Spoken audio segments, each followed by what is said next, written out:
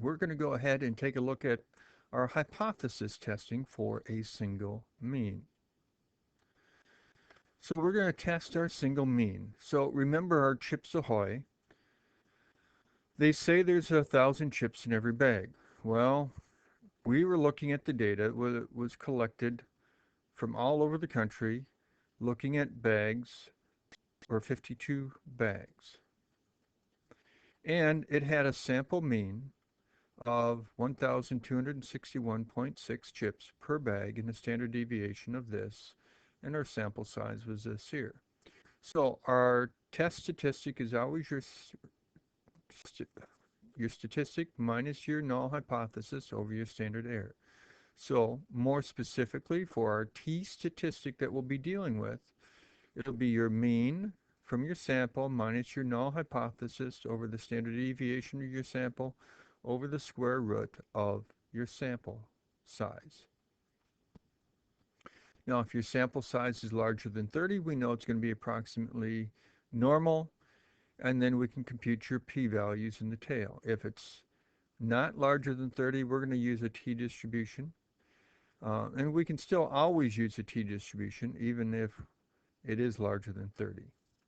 So let's go ahead and calculate this. Here's the key information from that prior slide.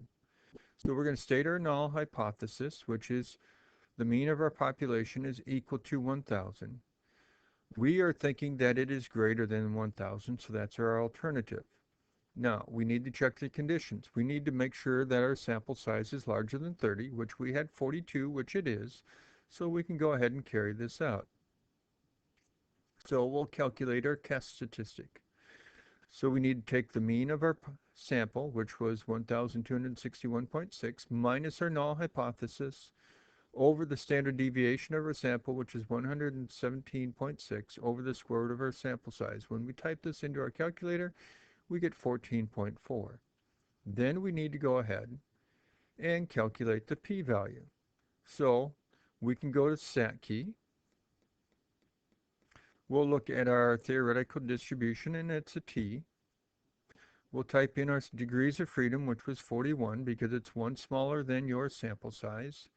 We were dealing with a right tail, and our test statistic was 14.4, and we get a p-value of 0 because we're so far out in the tail that there's really no area out there. So that's where this comes from. So it's approximately 0.